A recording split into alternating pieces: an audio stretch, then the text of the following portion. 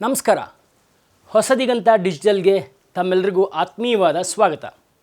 ಸ್ನೇಹಿತರೆ, ಈಗ ಬಿಸಿ ಬಿಸಿಯಾಗಿ ಇರುವಂಥ ಸುದ್ದಿ ಅಂದರೆ ಒಲಿಂಪಿಕ್ಸ್ 2024ರ ವ್ರೆಸ್ಲಿಂಗ್ನಲ್ಲಿ ವಿನೇಶ್ ಪೋಗಟ್ ಅವರು ಇನ್ನೊಂದು ಹೆಜ್ಜೆ ಚಿನ್ನ ಗೆಲ್ಲಕ್ಕೆ ಅನ್ನಬೇಕಾದ್ರೆ ಕೇವಲ 100 ಗ್ರಾಮ್ ತೂಕ ಹೆಚ್ಚಾಗಿರೋದ್ರನ್ನ ಅವರು ಅನರ್ಹರಾಗ್ತಾರೆ, ಒಲಿಂಪಿಕ್ಸ್ನಿಂದ ಹೊರಗಡೆಗೆ ಬರ್ತಾರೆ. ಪಾಪ ತೂಕ ಹೆಚ್ಚಾಯಿತು ಅಂತ ಇಡೀ ರಾತ್ರಿ ವ್ಯಾಯಾಮ ಮಾಡ್ತಾರೆ, ಬೆವರಿಂದ ತೂಕವನ್ನು ಇಳಿಸ್ಕೊಳ್ಳಿಕ್ಕೆ ಪ್ರಯತ್ನ ಪಡ್ತಾರೆ, ರಕ್ತವನ್ನು ಹೊರಗೆ ತೆಗೆದು ತೂಕವನ್ನು ಕಡಿಮೆ ಮಾಡಿಕೊಳ್ಳಿಕ್ಕೆ ಅವರು ಪ್ರಯತ್ನ ಪಡ್ತಾರೆ. ಕೊನೆ ಗಳಿಗೆಯಲ್ಲಿ ಕೇವಲ 100 ಗ್ರಾಮ್ ತೂಕ ಹೆಚ್ಚಾಯಿತು ಅಂತ ಅವರನ್ನು ಅನರ್ಹಗೊಳಿಸ್ತಾರೆ. ಇದು ನಮ್ಮ ಇಡೀ ಭಾರತಕ್ಕೆ ಒಂದು ಆಘಾತಕಾರಿಯಾದಂಥ ಸುದ್ದಿ. ನಿಜ, ವಿನೇಶ್ ಪೋಗಟ್ಗೆ ಆಘಾತ ಆಗಿದೆ, 140 ಕೋಟಿ ಭಾರತೀಯರಿಗೆ ಬೇಸರ ಆಗಿದೆ, ಪ್ರಧಾನಮಂತ್ರಿಗಳಿಗೆ ಬೇಸರ ಆಗಿದೆ. ಆದರೆ ಏನು ಮಾಡೋದು? ರೂಲ್ಸ್ ಅಂತ ಒಂದಿದೆಯಲ್ಲ, ಈ ರೂಲ್ಸ್ ಬಗ್ಗೆ ಇಡೀ ಜಗತ್ತಿಗೆ ಗೊತ್ತಾಗಿದೆ. ರೂಲ್ಸ್ ಅಂದರೆ ಏನು? ಬೆಳಗ್ಗೆ ತೂಕ ಪರೀಕ್ಷೆ ಮಾಡ್ತಾರೆ, ಸರಿ ಇದ್ದರೆ ಸಂಜೆ ಆಟ ಆಡೋದಕ್ಕೆ ಬಿಡ್ತಾರೆ, ಇಲ್ಲ ಅಂದರೆ ಮನೆಗೆ ಕಳಿಸ್ತಾರೆ. ಪ್ರಾಬ್ಲಮ್ ಇರೋದೇ ಇಲ್ಲಿ, ಈ ರೂಲ್ಸಲ್ಲಿ. ಹಿಂದಿನ ದಿನ ಸೆಮಿಫೈನಲ್ಸ್ ಆಡಿದಾಗ ತೂಕ ಕರೆಕ್ಟಾಗಿತ್ತು, ಎದುರಾಳಿಯನ್ನು ಬಡ್ದಿದ್ದಾಳೆ.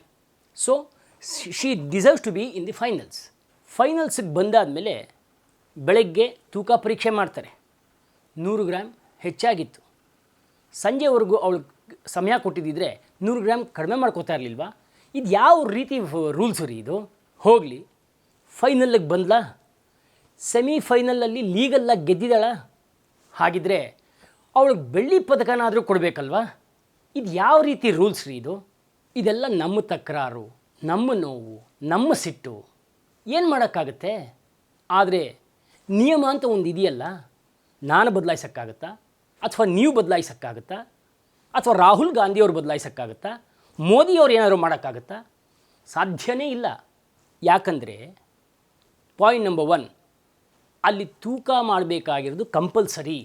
ಪಾಯಿಂಟ್ ನಂಬರ್ 2, ಅಲ್ಲಿ ಎಲ್ಲ ದೇಶದ ಪ್ರತಿನಿಧಿಗಳ ಸಮಿತಿ ಅಂತ ಇರುತ್ತೆ. ಪಾಯಿಂಟ್ ನಂಬರ್ 3, ಅದನ್ನು ಚಿತ್ರೀಕರಿಸಲಾಗತ್ತೆ. ಸೊ ಅಲ್ಲಿ ಮೋಸ ನಡೆಯೋದಕ್ಕೆ ಸಾಧ್ಯನೇ ಇಲ್ಲ ರೀ. ಅಂತಾರಾಷ್ಟ್ರೀಯ ನಿಯಮ ಮತ್ತು ಒಲಿಂಪಿಕ್ ಅಲ್ಲಿ ಯಾವುದೇ ರೀತಿ ಆ ತರ ವ್ಯವಸ್ಥೆಗಳಿರೋದಿಲ್ಲ. ಏನಕ್ಕೆ ಅಂತ ಹೇಳಿದ್ರೆ, ಒಂದು ರೆಫ್ರಿ ಪ್ಯಾನೆಲ್ ಒಳಗೆ ಇಡೀ ವಿಶ್ವದ ಎಲ್ಲಾ ಟೆಕ್ನಿಕಲ್ ಅಫಿಷಿಯಲ್ಸ್ ಇರ್ತಾರೆ. ಯಾವುದೋ ಒಂದು ದೇಶದ ಅಫಿಷಿಯಲ್ ಅಥವಾ ಒಂದು ರಾಜ್ಯದ ಅಫಿಷಿಯಲ್ಸ್ ಯಾರು ಇರಲ್ಲ. ಇಡೀ ಯುನೈಟೆಡ್ ವರ್ಲ್ಡ್ ರೆಸ್ಲಿಂಗ್ ಡೆಲಿಗೇಟ್ಸ್ ಇರ್ತಾರೆ.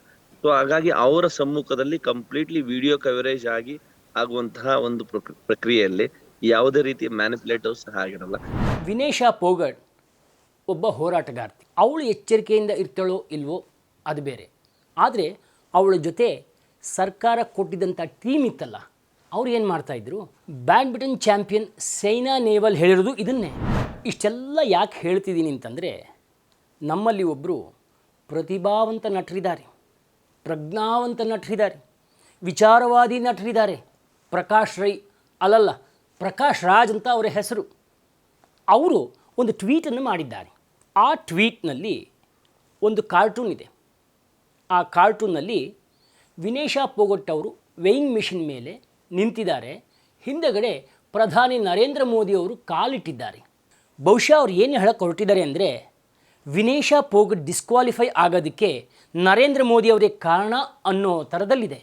ಈಗ ನಾನು ಕಾನೂನಿನ ಬಗ್ಗೆ ಹೇಳಿದ್ದೀನಿ. ಸೈನಾ ನೆಹ್ವಾಲ್ ಏನು ಹೇಳಿದ್ದಾರೆ ನಿಮಗೆ ಗೊತ್ತಾಗಿದೆ, ವಿನೋದ್ ಕುಮಾರ್ ಏನು ಹೇಳಿದ್ದಾರೆ ಅದು ನಿಮಗೆ ಗೊತ್ತಾಗಿದೆ. ಇಷ್ಟೆಲ್ಲ ಇದ್ದರೂ ಪ್ರಕಾಶ್ ರಾಜ್ ಈ ರೀತಿ ಟ್ವೀಟ್ ಮಾಡ್ತಾರೆ ಅಂತಂದರೆ, ಪ್ರಕಾಶ್ ರಾಜ್ ಅವರ ಕುತ್ಸಿತತನ ಕಾಣಿಸುತ್ತೆ, ರಾಜಕೀಯದ ಆಟ ಕಾಣಿಸುತ್ತೆ, ಅವರ ಮೋದಿ ದ್ವೇಷದ ಮನಸ್ಥಿತಿ ಗೊತ್ತಾಗುತ್ತೆ. Let's think logically. Vinesha Phogat ಕೇಂದ್ರ ಸರ್ಕಾರದ ವಿರುದ್ಧ ಹೋರಾಟ ಮಾಡಿರೋದು, ಅದಕ್ಕೆ ಕೇಂದ್ರ ಸರ್ಕಾರ ಸರಿಯಾಗಿ ಸ್ಪಂದಿಸದೇ ಇರೋದು, ಅದೆಲ್ಲವೂ ಹಳೆ ಕಥೆ. ಇದೆಲ್ಲ ಒಂದು ಕಡೆ ಇರಲಿ. ನರೇಂದ್ರ ಮೋದಿಯವರು, ಕೇಂದ್ರ ಸರ್ಕಾರನೋ ವಿನೇಶಾ ಪೋಗಟ್ ಮೇಲೆ ಸೇಡೋ ಕೋಪನೋ ತೀರಿಸ್ಕೋಬೇಕು ಅಂದರೆ ಒಲಿಂಪಿಕ್ಸ್ಗೆ ಯಾಕ್ರಿ ಕಳಿಸ್ತಾಯಿದ್ರು ಇವ್ರನ್ನ? ಇಲ್ಲೇ ತಡೆಯೋಕ್ಕಾಗ್ತಿರ್ಲಿಲ್ವಾ? ಒಲಿಂಪಿಕ್ಸ್ಗೆ ಕ್ವಾಲಿಫೈ ಆಗದೇ ಇರೋ ಥರ ನೋಡ್ಕೊಳಕ್ಕಾಗ್ತಿರ್ಲಿಲ್ವಾ? ಫೆಡರೇಷನ್ ಇವ್ರ ಕೈಲೇ ಇತ್ತು. ವಿನೇಶಾ ಪೋಗಟ್ 53 kg ವಿಭಾಗದಲ್ಲಿ ರೆಗ್ಯುಲರಾಗಿ ಆಡ್ತಾ ಇದ್ದಿದ್ದು, ಆದರೆ ಅಲ್ಲಿ ಕ್ವಾಲಿಫೈಯೇ ಆಗಲಿಲ್ಲ. ಆದರೂ 50 kg ವಿಭಾಗದಲ್ಲಿ ಅವಳನ್ನು ಸ್ಪರ್ಧಿಸೋಕ್ಕೆ ಅವಕಾಶ ಮಾಡಿಕೊಟ್ಟಿದ್ದು ಯಾರ್ರೀ? ಪ್ರಕಾಶ್ ರಾಜ್ ಅವರೇ. ಯಾರು? ಕೇಂದ್ರ ಸರ್ಕಾರ. ಕ್ವಾಲಿಫೈ ಆದಮೇಲೆ ಅವರಿಗೆ ಒಬ್ಬ ಫಾರಿನ್ ಕೋಚನ್ನು ಕೊಟ್ಟು ಅವಳಿಗೊಂದು ಪರ್ಸ್ನಲ್ ಟೀಮ್, ಅಂದರೆ ಮಸಾಜ್ ಮಾಡೋರನ್ನ, ಅವಳ ಡಯಟಿಷನ್ನ ಎಲ್ಲವನ್ನ ಕೊಟ್ಟು ಒಲಿಂಪಿಕ್ಸ್ ವಿಲೇಜ್ನಲ್ಲಿ ಉಳ್ಕೊಳ್ಳಿಕ್ಕೆ ಮಾಡಿದವ್ರು ಯಾರು ಸ್ವಾಮಿ? ಬೇರೆ ಯಾವ ರೆಸ್ಲರ್ಗೂ ಈ ಅವಕಾಶವನ್ನು ಕೊಟ್ಟಿಲ್ಲ. ಪರ್ಸ್ನಲ್ ಟೀಮನ್ನು ಒಲಿಂಪಿಕ್ಸ್ ವಿಲೇಜ್ಗೆ ಕರ್ಕೊಂಡು ಹೋಗೋ ಅವಕಾಶ ಕೊಟ್ಟಿಲ್ಲ. It's A open secret. ಇಷ್ಟೆಲ್ಲ ಗೊತ್ತಿದ್ದು ಯಾಕ್ರಿ ಇಂಥ ಕ್ಷುಲ್ಲಕ ರಾಜಕಾರಣ ಮಾಡ್ತೀರಾ? ನಮಗೀಗಾಗಲೇ ಎಲ್ರಿಗೂ ಬೇಸರ ಆಗಿದೆ. ಭಾರತಕ್ಕೆ ಒಂದು ಚಿನ್ನ ತಪ್ಪಲ್ಲ ಅಂತ, ವಿನೇಶಾ ಪೋಗಟ್ಗೆ ಈ ಥರ ಆಯ್ತಲ್ಲ ಅಂತ ಎಲ್ರಿಗೂ ಬೇಸರ ಇದೆ. ಅದರ ಮಧ್ಯೆ ನಿಮ್ಮದೇನ್ರಿ ಕಿತಾಪತಿ? ಯಾಕ್ರಿ ಸಹಿಸ್ಕೋಬೇಕು ನಾವು ಇದನ್ನೆಲ್ಲ? ನಿಮ್ಮ ಕಾಮಾಲೆ ಕಣ್ಣಿಗೆ ಸ್ವಲ್ಪ ಟ್ರೀಟ್ಮೆಂಟ್ ತೊಗೊಳ್ರಿ. All the best.